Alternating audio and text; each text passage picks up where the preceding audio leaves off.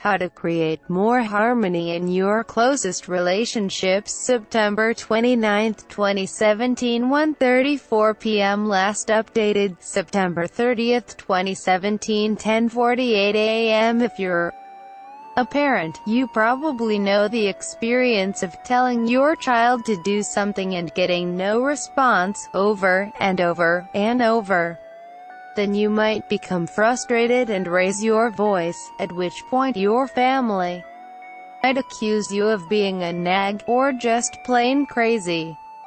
Or perhaps you've tried to organize a vacation or family outing that everyone will later enjoy, and have to battle to get everyone's schedules lined up.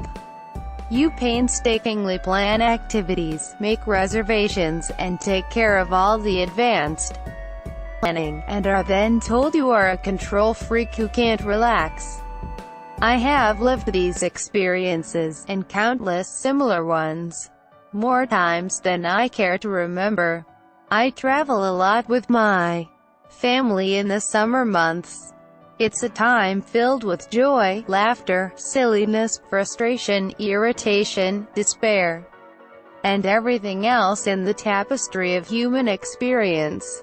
As beautiful as the time is, every year a part of me is a bit surprised that we all return home together with no one having departed the trip early and everyone still speaking to each other. While these examples are lighthearted and meant to amuse, the truth is, while family can offer the most satisfying, profound, and nourishing elements of the human experience, it also offers some of the most challenging and painful. This summer, I've been thinking a lot about family and, specifically, what makes a family work, what increases the experience of love and joy, and what decreases suffering and frustration. So I asked, what is the one practice that we could implement as a family that would radically improve our experience of being together? Can we set intentions and expectations that come from the highest part of ourselves, and actually try to meet them?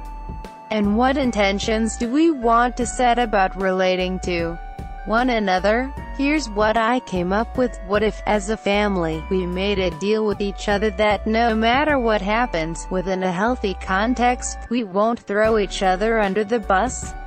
That is, regardless of the current situation or what another person is doing or saying, whether we like it or not, we will stay on each other's sides.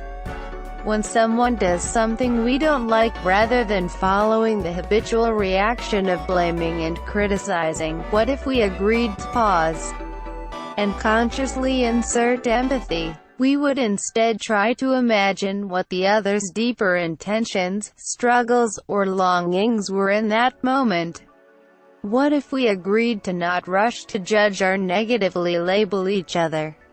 And most radically, what if we asked ourselves whether there is any way we could help the other person receive what they actually need in that moment? Changing the story we are conditioned to respond to another's words and behaviors based on our opinion of them and whether they support our ideas about the world and ourselves. We make up all sorts of narratives and interpretations about the other based on our opinions. But our thoughts and opinions about the other are not necessarily the truth of that other. To live in an environment of empathy in a family, or any relationship, means trying to understand the other person, what they're living inside themselves. In order to love another human being fully, we have to let go of our ego and stop defending our version of reality. We must be willing to consider their deeper intentions, fears, and longings, and in so doing, refrain from feeding our stories about them. Pressmaster, Shutterstock. The challenge is to care about and for the other's experience, no matter how different from our own. Fundamentally, our responsibility to each other as family is to not become yet another force that our loved ones have to work against in order to get what they really need. That means that we must assume the responsibility of doing what we can to lessen their suffering and help them resolve their deepest longings. Our tendency as human beings is to defend ourselves, which includes our thoughts, our version of reality, and our identity, that giant, yet fragile, I, and yet paradoxically, when we genuinely empathize and try to know another person's truth, we often discover that the I we were defending, which had all these ideas about what should be happening, simply drops away without much ado.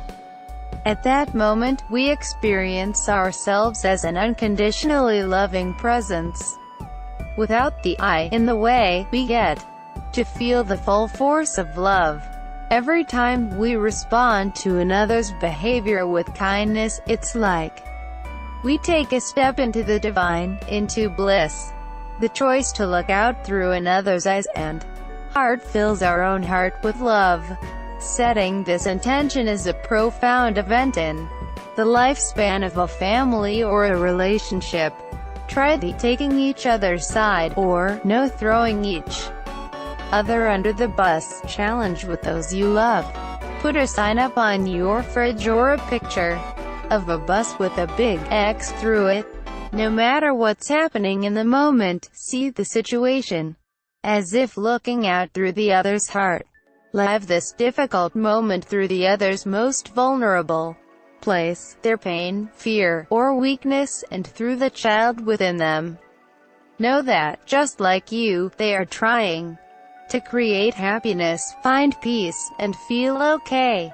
One important caveat: this practice applies to healthy family dynamics only. It is not to be used in abusive or dysfunctional, destructive contexts.